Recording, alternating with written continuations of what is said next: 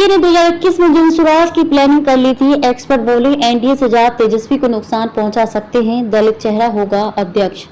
पश्चिम बंगाल और तमिलनाडु विधानसभा चुनाव के नतीजे के तुरंत बाद प्रशांत किशोर अचानक टीवी पर आते हैं, घोषणा करते हैं कि अब वे राजनीतिक रणनीतिकार का अपना काम छोड़ रहे हैं। उनकी कंपनी आईपीएससी को उनकी टीम के मेंबर देखेंगे, वे किसी दूसरे प्रोजेक्ट के बारे में सोच रही हैं। प्रशांत किशोर दिल्ली के 10 जनपद पहुंचते हैं, इसके साथ ही शुरू हो जाती है अलग अलग चर्चाएं। कहीं उन्हें कांग्रेस ज्वाइन करने तो कहीं कांग्रेस की रिवाइवल कराने की बात सामने आती है। 25 अप्रैल तक ये साफ हो गया कि प्रशांत किशोर का आइडिया ना तो कांग्रेस के नेताओं को स्वीकार है और ना ही कांग्रेस का ऑफर प्रशांत किशोर को स्वीकार है। ये 3 तारीख बिहार में गठित हो रही नई पार्टी जनसुराज के बनने की यात्रा का अहम पड़ाव है। यही वो घटनाक्रम है जहां से इनके बनने की प्रक्रिया शुरू हुई थी। प्रधानमंत्री नरेंद्र मोदी से लेकर देश के 7 राज्यों के नेता को सीएम की कुर्सी तक पहुंचाने वाले प्रशांत किशोर आज बुधवार आधिकारिक रूप से अपने संगठन जनसुराज की घोषणा करेंगे। वहीं इस स्पेशल रिपोर्ट में जाने कि कैसे कांग्रेस ज्वाइन करने की ख्वाहिश रखने वाले प्रशांत किशोर ने बिहार में 2 साल के भीतर 1 करोड़ सदस्यों वाली अपनी पार्टी को खड़ा किया। पार्टी में कांग्रेस जैसे नियम क्यों रखेंगे?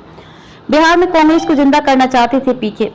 दरअसल प्रशांत किशोर अपना संगठन खड़ा करने के बजाय सियासत में शिकस्त खा रही कांग्रेस को एक बार फिर से जिंदा करना चाहते थे। कांग्रेस से उन्हें इस बात का प्रपोजल भी मिला। मंथन की एक लंबी प्रक्रिया के बाद उन्होंने कांग्रेस को खड़ा करने की पूरी प्लानिंग भी बनाई। लगभग 1 सप्ताह तक उन्होंने इसका प्रेजेंटेशन भी दिया।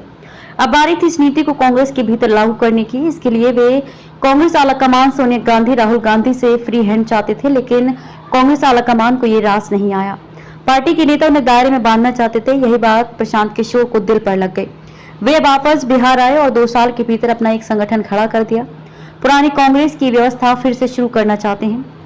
वहीं दिए एक इंटरव्यू में प्रशांत किशोर कहते हैं कि अगर कांग्रेस उनके प्रपोजल को स्वीकार भी कर लेती तो वे यही कर रहे होते जो आज कर रहे हैं। फर्क बस इतना होता है कि तब कांग्रेस के बैनर तले ये काम कर रहे होते, आज भी अपना संगठन खड़ा करके ये काम कर रहे हैं। प्रशांत किशोर ने इंटरव्यू में यह भी बताया कि आजादी से पहले कांग्रेस में क्षमता और योग्यता के आधार पर लोगों को काम करने का मौका दिया जाता था। जो लोग कांग्रेस के बड़े नेता थे, उनके परिवार और जाति की पार्टी कांग्रेस नहीं थी, वो एक सामूहिक प्रयास था। इसी से प्रेरित होकर मेरी परिकल्पना बिहार में एक ऐसी पार्टी बनाने का है जिसे लोग बनाएं, लोकतांत्रिक तरीके से चलाया जाए। यहाँ हर साल नया प्रेसिडेंट होगा। हर साल की बैठक में अगले साल भर के मुद्दों का चयन किया जाएगा। प्रशांत किशोर कहते हैं कि जब 100 से 150 साल पहले ये लागू हो सकता है तो आज इस विचार को लागू करना क्यों संभव नहीं है।